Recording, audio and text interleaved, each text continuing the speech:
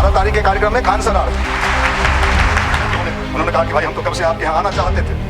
KBC में जो अमिताभ बच्चन जिसको बुला लिया, कपिल के कॉमेडी में जिसको कपिल शर्मा ने बुला लिया, देश के जितने रिनाउंड टीवी चैनल वाले हैं जिनको बुला लिया, तब आपके समझ में आएगा कि जीवन में संघर्ष किसको कहते हैं और बिना संघर्ष के किसी के जीवन में चमक नहीं आ सकता। अगर वो सोचता क्या करें, हम गरीब आदमी, हमारे बाबू गरीब, हमारे बाबा गरीब, हमारे नाना गरीब, तो शायद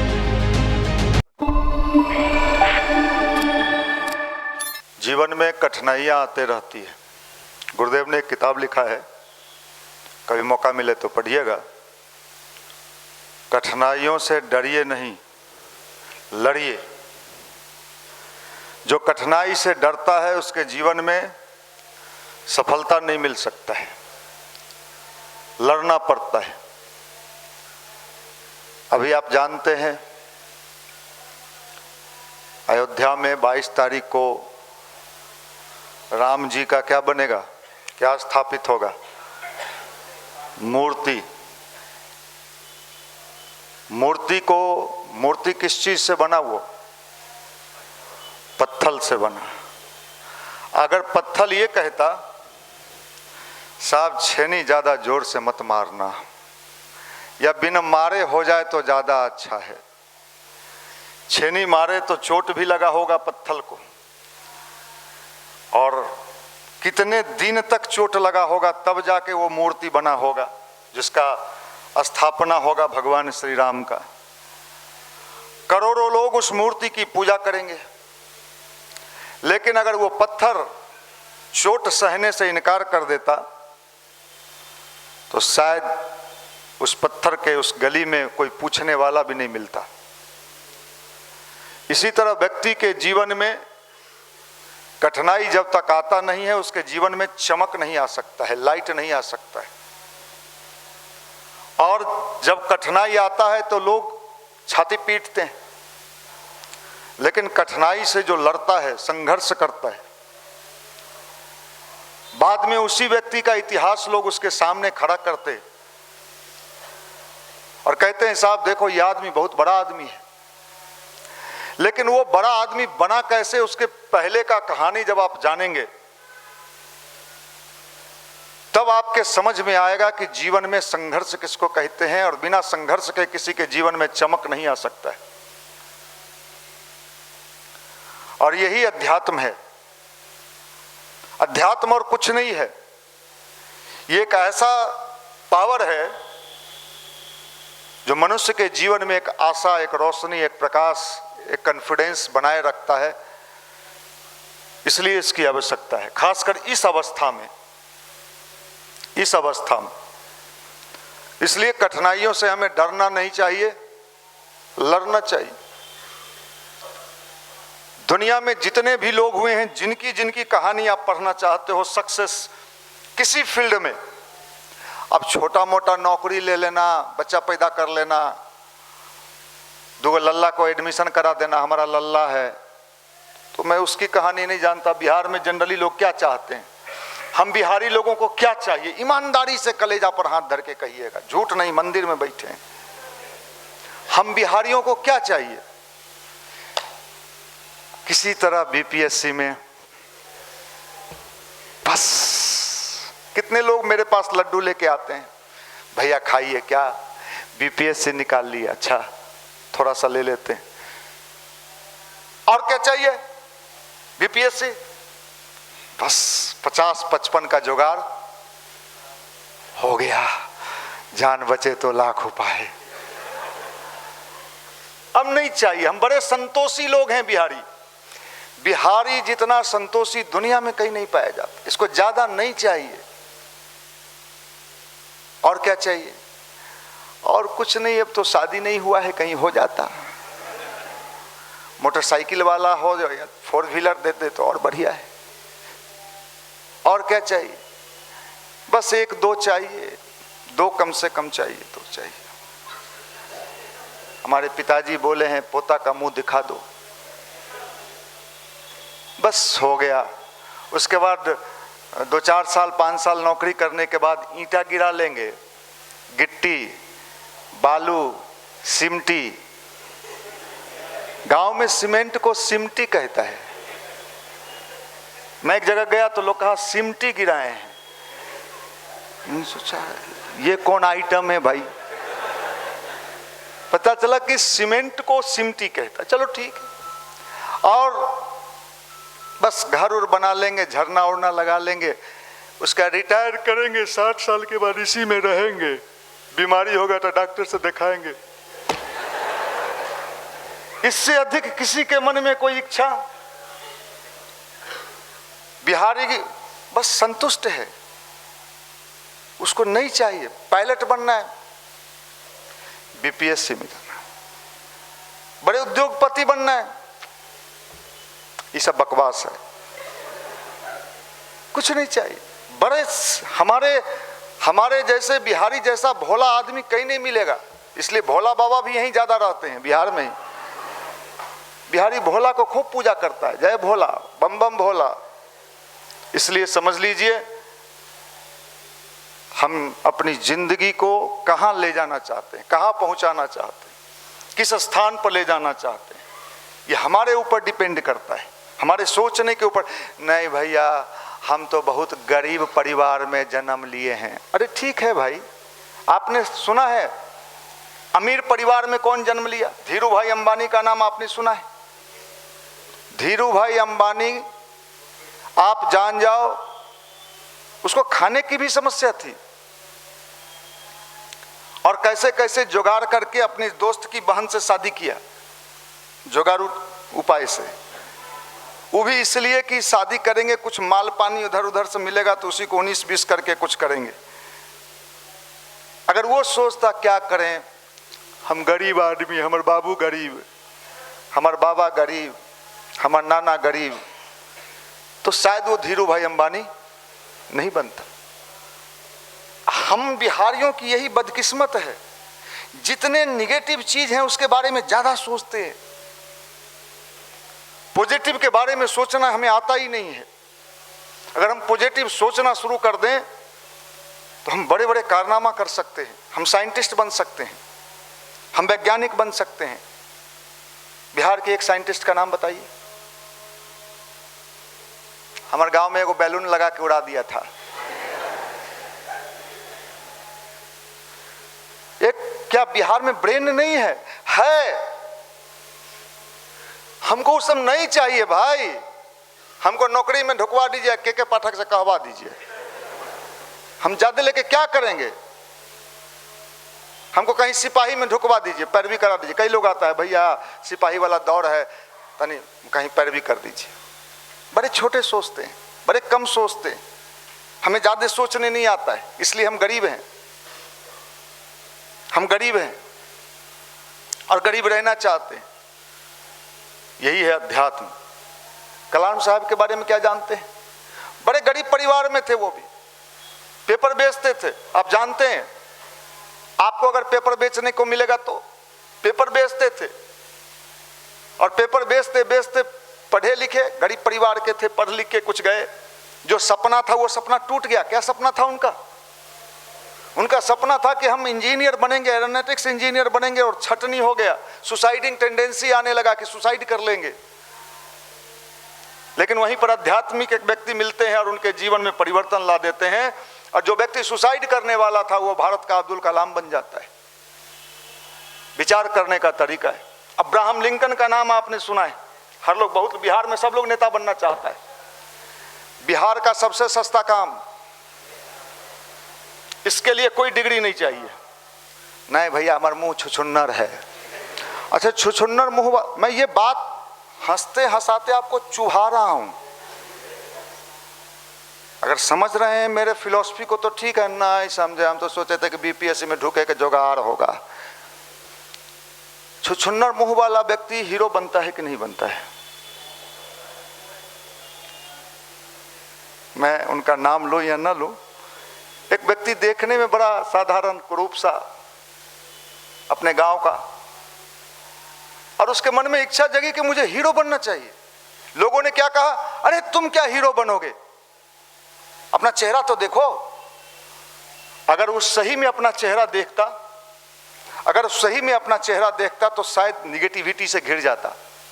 लेकिन उसने कहा नहीं, मुझे नहीं देखना, मुझे अपने अंदर देखना है, मुझे हीरो बनना ही बनना है। और वो क्या हो गया? कौन हीरो? नवाजुद्दीन सिद्दीकी। क्या बात है, यूपी का रहने वाला आदमी। हम लोग सोचते नहीं है। मैं आपके सामने खड़ा हूं, अगर मेरा तस्वीर आप देख लो, 96, 97, 98 वाला मेरा तस्वीर। अब तो बहुत लोग प्रभावित होते हैं, भैया बड़ा स्मार्ट हैं आप, लेकिन 96, 97, 98 वाला मेरा तस्वीर देख ले, जिस समय मैं गायत्री परिवार का प्रचार कर रहा था रोड पर उतर के नुक्कड़ सभा में, तो उस तस्वीर को देख के आपको डर लग जाएगा। धुला पतला, गाल धसा हुआ, एकदम लगे कि आदमी है कि नरकंकाल है। अपना फोटो देख के मुझे अपने भी कई बार डर लगता है कि मेरा ही वाला है कि किसी दूसरे का है। लेकिन अगर मैं उस पर चिंतन करता कि साहब मोटा तगड़ा हट्टा कट्टा निशांत रंजन जैसा और लोगों जैसा, तो शायद मैं ये काम नहीं कर पाता। आपको आश्चर्य होगा मैं हंसने के, देखो निगेटिविटी तो चारों तरफ है। हमारी शादी हुई भगवान की कृपा से, तो शादी हुई तो साहब जयमाला होता है, वो भी हुआ। तो वो तस्वीर जो था मेरा जयमाल वाला मेरे कमरे में ड्राइंग रूम में टंगा रहता था। जितने लोग आए हमसे मिलने जुलने वाले, उनका नजर जाता था, ये आप ही हैं, बहुत दुबले हैं। अब वो ऐसा करता था कि मैं धीरे से उस तस्वीर को वहां से हटा दिया यार, कि आता है मुझे पुराना याद ताजा करा के निगेटिव भर देता है। जिंदगी में अगर निगेटिविटी हो ना, तो इंसान कहीं कुछ नहीं कर सकता, यहाँ बोल भी नहीं सकता, क्योंकि वो अपने आप से कंफ्यूज है। और अगर पॉजिटिविटी है, वो मिट्टी धूल में भी मिला हुआ है, तो संकल्प लेगा तो उसका संकल्प पूरा होगा। अध्यात्म इसको कहते हैं। यही पावर आता है ध्यान से और गायत्री मंत्र से, यही शक्ति आता है। दुनिया में उसका कहीं किसी पर कोई प्रभाव पड़ता उड़ता नहीं है। स्वयं अपना प्रभाव अपने पर डालने का कोशिश करिए। अपना मोटिवेशनल स्पीकर बाहर मत खोजिए। कहाँ खोजिए? अपने भीतर। बाहर वाला मोटिवेशनल स्पीकर थोड़े दिन के लिए आपको कर सकता है, लेकिन जब तक आपका वाला नहीं जगेगा तब तक काम नहीं चलेगा।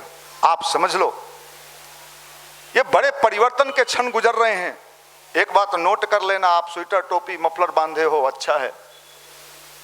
एक बात नोट कर लेना, अभी जो दुनिया आपको दिख रही है, दुनिया ये दिखने आने वाले दिनों में ये दुनिया रहने वाली नहीं है इस रूप में। बहुत चीज बदलने वाला है। ये 2024 और 25 और 26 3 साल का जो समय है, वो बड़े ही उलट पुलट का समय है। कुछ भी हो जाए तो कम है। आदमी की बुद्धि न जाने कहां से कहां पहुंचने वाला है। समाज में ईर्ष्या द्वेष घृणा बढ़ने वाला है, और उसी का अंत होने वाला ही अंतिम चरण चल रहा है। यह मैं नहीं कह रहा, मेरी बात मत मानना। परम पूज्य गुरुदेव पंडित श्री राम शर्मा आचार्य जी ने कहा है, बेटा 21वीं सदी उज्जवल भविष्य, ये 2026 तक का जो समय है, बड़ी पीड़ा, कष्ट, कठिनाई, समस्या, ईर्ष्या द्वेष घृणा, एक बार ही लगेगा कि ये दुनिया शायद जीने लायक नहीं है। लेकिन ये अंतिम चरण चल रहा है। गुरुदेव ने लिखा है कि जब दीपक बुझने का समय आता है तो लौ तेज हो जाता है, और आदमी के जब मरने का समय आता है तो पंख लग जाता है, और जब चींटी के मरने का समय आता है तो क्या लगता है? पंख लगता है। ये अंतिम चरण चल रहा है, लास्ट फेज। लेकिन 3 साल कुछ भी घटना घट सकता है। मार झगड़ा केस मुकदमा कुछ भी। लोगों की बुद्धि इन दिनों काम नहीं कर रही, बड़ी भयानक स्थिति है। वातावरण में लगता है जो सांस ले रहे हैं वो भी दुर्बुद्धि वाला ही सांस ले रहे हैं। अच्छाई की कहीं चर्चा है ही नहीं। हमें इन चीजों से बचना भी है और दूसरे को बचाना भी। दुनिया के बड़े बड़े भविष्यवाणीकर्ताओं ने इस समय के लिए स्पष्ट घोषित कर दिया है, ये वैसे ही समय चल रहे हैं। महर्षि अरविंद का नाम आपने सुना है, ICS इंडियन सिविल सर्विस। अंग्रेज के जमाने में पढ़ने में इतने जीनियस, जिनको 27 बार गोल्ड मेडल दिया कैम्ब्रिज यूनिवर्सिटी ने। किसने? और उस व्यक्ति ने पांडिचेरी के आश्रम में जाके जब ध्यान करना शुरू किया, तपस्या करना शुरू किया। उतने टैलेंटेड प्रतिभाशाली आपके गांव के बाबा नहीं। और वो जब मैं पांडिचेरी गया और वहां जब तपश्चर्या करने लगे तो उन्होंने लिखा है अपनी किताबों में, मैं देख रहा हूं भारत का भविष्य बहुत ही उज्जवल है। जिस समय अंग्रेज यहां था उस समय वो कह रहे हैं कि भारत का भविष्य बहुत उज्जवल है, आने वाला समय भारत का है, भारत पूरे दुनिया का मार्गदर्शक बनेगा। जिस समय अंग्रेज यहां सत्ता में था उस समय वो बात लिख रहे हैं अपनी अतीन्द्रिय क्षमता को जागृत करके। और उन्होंने लिखा है कि अंग्रेज भी जाएगा, उसी समय बोल दिए थे अंग्रेज नहीं रहेगा, लेकिन अंग्रेज के जाने के बाद भी हमारे देश का कल्याण होने वाला नहीं है। और उन्होंने लिखा है भारत को वो सारे कष्ट भोगने होंगे जो मां बच्चे को जन्म देने के समय में भोगती है। दर्द, पीड़ा, कड़ाह, कष्ट, वो सारे कष्ट किसको भोगने होंगे? भारत को भोगने होंगे। और उसके बाद नवीन भारत का उदय होगा और ये भारत अपना तो कल्याण करेगा ही करेगा, पूरे विश्व का कल्याण करेगा और मार्गदर्शन करेगा। भारत महाशक्ति बनेगा, दुनिया की ताकतवर देश में भारत की गिनती होगी। ये भविष्यवाणी है। ये अंतिम समय चल रहा है, बुराई और अच्छाई। रावण को समझाने के लिए लॉज लॉज में बहुत लोग जाते हैं राम के सेना के रूप में। रावण समझता था क्या? रावण को कितने लोग समझाने गए। रावण तो ऐंठ के चलता था, बढ़िया जीन्स, बेल बुटाम। रावण को समझाने के लिए जाते थे कि राम कौन राम, काहे का राम, कैसा राम, कोई राम वाम नहीं होता है, पागल कहाँ का, बुद्धि तुम्हारा भ्रष्ट हो गया है, राम कुछ नहीं है, दशरथ जी का बेटा है। ये रावण उल्टे समझा देता था। क्या हुआ? रावण रहा कि गया? बुरी तरह अंत हुआ। दुर्बुद्धि का अंत होना है। या तो वो अपनी मौत स्वयं मरेगा, अपनी मौत स्वयं मरेगा, ऊपर वाले के लाठी के में आवाज, लेकिन जब लगता है तो व्यक्ति तिलमिला जाता है। इसलिए हमें सावधान रहने की आवश्यकता है। और लोगों को इन दिनों दवा बांटना है जो उसकी बुद्धि ठीक हो। बुद्धि ठीक होने के दवाई का नाम बताइए साहब। बुद्धि ठीक होने का एक ही मेडिसिन है जिसका नाम है गायत्री मंत्र। घर घर पहुंचाइए, इससे बढ़िया कोई दवाई नहीं है।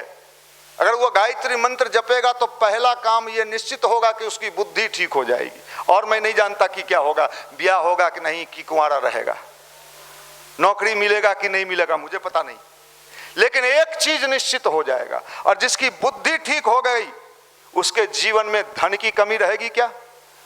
किसी न किसी विधि से वो धन भी लेगा और धन को भी अपने जीवन में सुख का आधार बना लेगा। इसलिए इस अभी के समय का सबसे बड़ा अभियान क्या है? क्या ठीक करना? बुद्धि। बुद्धि जो है आदमी की गड़बड़ा गई है। आदमी की बुद्धि गड़बड़ा गई है। फैशन परस्ती को बुद्धि मान लिया, टिप टॉप को बुद्धि मान लिया। साहब बुद्धि अगर सही में अच्छी बुद्धि जीवन में आ जाए तो आपका मान सम्मान, इज्जत, प्रतिष्ठा, सब चीज आपके पीछे पीछे चलेगा। गायत्री मंत्र इसलिए कहा जाता है कि गायत्री मंत्र एक ऐसा मेडिसिन है, एक दवा है जो बुद्धि को ठीक करता है। करोगे तब तो, नहीं तो आपकी बुद्धि भी गड़बड़ा जाएगी। जिन जिन युवाओं की बुद्धि गायत्री परिवार में जुड़ के गड़बड़ाता है, मेरे पास उसका भी रिसर्च है। या जिन जिन लोगों ने गायत्री मंत्र शुरू में जपा बाद में छोड़ दिया तो उसकी बुद्धि गड़बड़ा गई। हम तो भैया आज तक कभी गायत्री मंत्र छोड़े ही नहीं, पकड़े तो छोड़े नहीं। तो मैं ये बात कह रहा साहब, बुद्धि ठीक कर लो, बड़े फायदे में रहोगे। और ये अभी तो हम समझा रहे हैं प्यार से, आने वाले समय में शायद समझाने वाला भी आपको कोई नहीं मिलेगा। रोने के अलावा कोई चारा नहीं।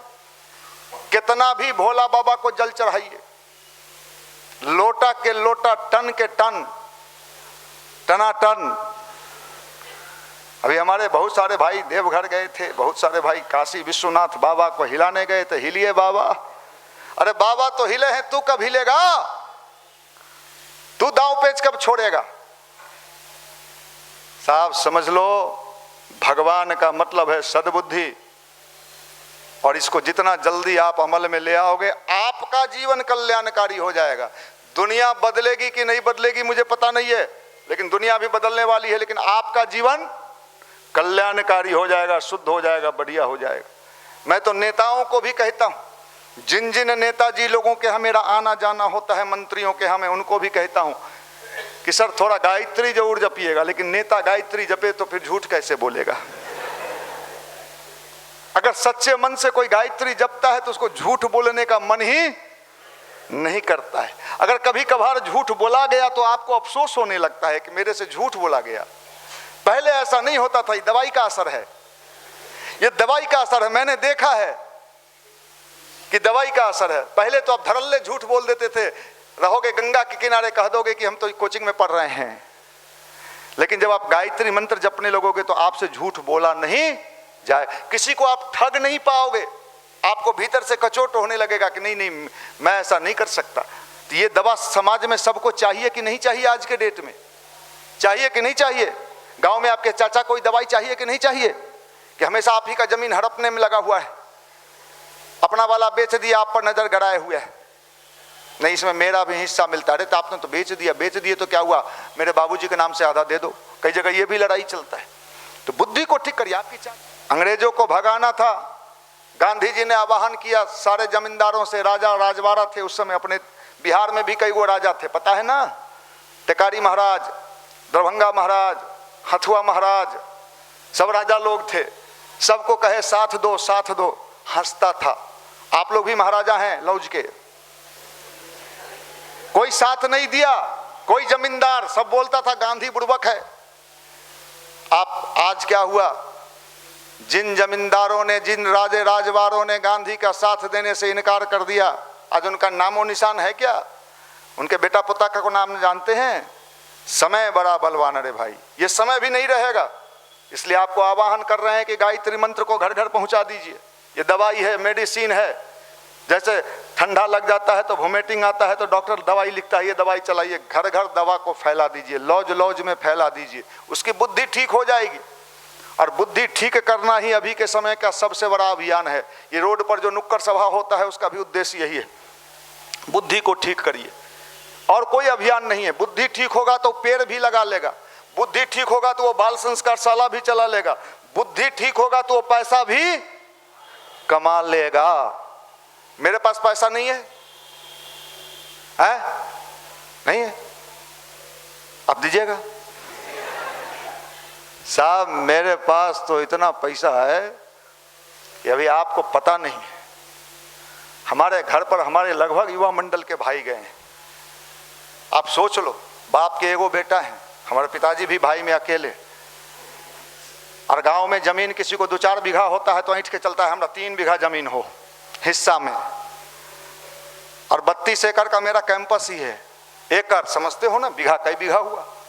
सब लोग गए, हम कितना ऐंठे रे भाई, हम तो कभी ऐंठते ही नहीं, सब ऐंठे क्यों? माफ करना, अगर मैं भी बुद्धि वाला टेबलेट नहीं खाता, हम भी अगर गायत्री वाला बुद्धि वाला टेबलेट नहीं खाते तो हम क्या करते आज के डेट में? हम भी ऐंठते, हमको भी वही बीमारी लगा हुआ था जो सबको बीमारी है, हमको भी था। हम भी ऐंठते थे कि हम बहुत बड़े आदमी हैं, इतने बड़े जमीन के मालिक हैं।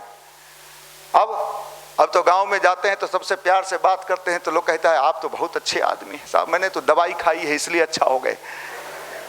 ये गायत्री मंत्र दुनिया का सबसे बेहतर मेडिसिन है। इसका प्रयोग पहले हमने अपने ऊपर किया, और जब मेरे ऊपर वो प्रयोग सफल हो गया तब हमने कहा कि आप भी करो। तो 12 तारीख को युवा दिवस है, अपने यहाँ भी बड़ा प्रोग्राम होगा, बड़ा आयोजन है। और इस बार के कार्यक्रम में कौन आ रहे हैं जानकारी है ना? खान सर आ रहे हैं। 12 तारीख के कार्यक्रम में खान सर आ रहे हैं। देखो साहब, कल हमारे 2-3 डेलीगेट्स उनसे मिलने गए थे, निशांत जी, सचिदा जी, ज्ञान प्रकाश जी। तो इन लोगों ने उनसे बड़ा मान सम्मान किया। उन्होंने कहा कि भाई हम तो कब से आपके यहाँ आना चाहते थे। केबीसी में जो अमिताभ बच्चन जिसको बुला लिया, कपिल कॉमेडी में जिसको कपिल शर्मा ने बुला लिया, देश के जितने रिनाउंड टीवी चैनल वाले हैं जिनको बुला लिया, वो 12 तारीख को हमारे यहाँ पहुँच रहे हैं 4 बजे शाम में। और अभी देश में बहुत ही टॉप चर्चित व्यक्तित्व हैं शिक्षा के क्षेत्र में। तो आप सब भी उस दिन के कार्यक्रम का एंजॉय करिए। अधिक से अधिक संख्या में लोगों को, तीनों फ्लोर हाउसफुल होना चाहिए, लड़की का भी और लड़कों का भी। आप लोग प्रचार अभियान शुरू कर दीजिए, सब लोग संकल्प लेकर। तीनों फ्लोर पर प्रोजेक्टर लगेगा और उस समय विशेष प्रोग्राम होगा, संगीत वगैरह भी है। तो स्वामी विवेकानंद की जयंती के उपलक्ष्य में इस बार खान सर आ रहे